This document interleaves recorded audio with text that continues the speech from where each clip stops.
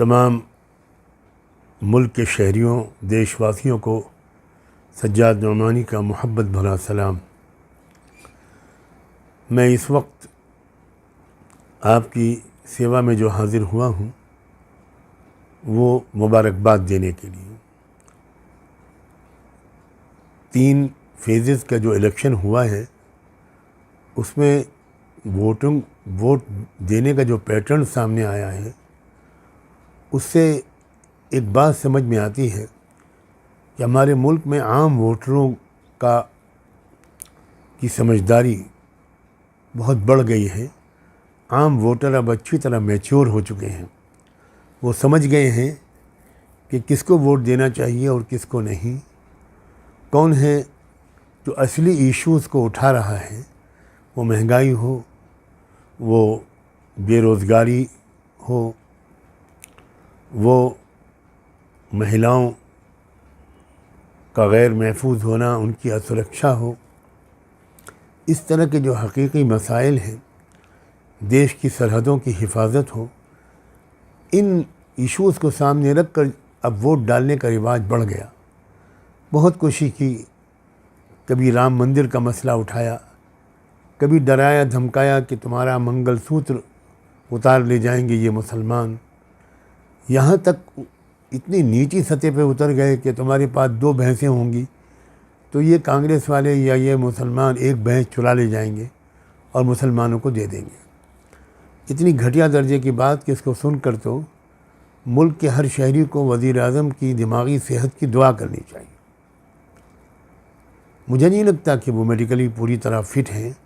اس طرح کی بات کرنا صحت مند ہوتے ہوئے مجھے لگتا ہے کہ یہ سوچنا زیادہ بڑا اپمان ہے ان کا۔ یہ سوچنا کہ کچھ بیماری ہے، شاید تھکان ہے، بہت محنت کرنی پڑ رہی ہے، بہرحال اب ان کی عمر زیادہ ہو گئی ہے، اس لیے اس طرح کی بہکی باتیں کبھی زبان سے نکل ہی جاتی ہیں۔ آپ اب جو بقیہ فیز باقی ہیں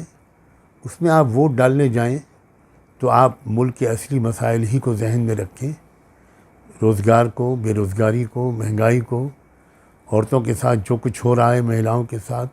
خاص طور پر وہ جو ویڈیو جو سامنے آئے ہیں، تقریباً 3000 عورتوں کے ساتھ جو بیہودہ شیطانی حرکتیں کی گئی ہیں، جو ان کے ساتھ زبردستی کی گئی ہے، اس کے بعد تو میں ملک کے تمام انسانی بھائیوں سے، تمام ووٹروں سے اور خاص طور پر اپنی بہنوں اور بیٹیوں سے یہ کہتا ہوں کہ بھرپور طاقت کے ساتھ آپ دیش کی سرکار کو بدلیے۔ بہت ہو گیا، انف از انف، اب مزید موقع نہیں دینا چاہیے۔ اور ساتھ ہی میں یہ بھی کہتا ہوں کہ جو دوسری سرکار آئے اس کو بھی یاد رکھنا چاہیے کہ اس نے کیا وعدے کیے ہیں، دیش کو کیا امیدیں دلائی ہیں، جھوٹ نہ بولے، دھوکہ نہ دے، ملک کے عوام کے ساتھ کھلواڑ نہ کرے۔ وہ بھی خیال رکھے اس بات پر کہ اس کو بھی سنویدھان پر عمل کرنا ہے، دستور پر عمل کرنا ہے، اور بے روزگاری کو دور کرنا ہے، مہنگائی کو کم کرنا ہے، اور عام لوگوں کے جو ڈیلی ایشوز اور چیلنجز ہیں، جو روزانہ کی سمسیائیں ہیں، ان پر دھیان دینا ہے۔ آج یہ خبر آئی کہ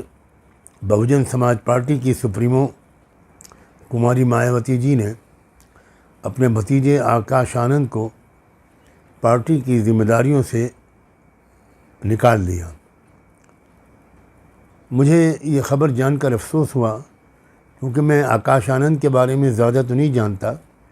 تھوڑا بہت جو میں نے 2-1 تقریریں یا اس کا کچھ حصہ میں نے سنا تھا، اس سے مجھے ایسا لگ رہا تھا کہ امبیڈکرائی جو خیالات ہیں اس سلسلے میں آکاش آنند بہت پختہ ہیں، بہت ووکل ہیں، اور بہت صاف لفظوں میں دبے کچلے شیڈول کاسٹ کے لوگ، OBCs، پچھڑے ہوئے لوگ، الپ سنکھیک، ان سب کی آواز وہ اٹھاتے ہیں، اقلیتوں کی آواز بھی اٹھاتے ہیں۔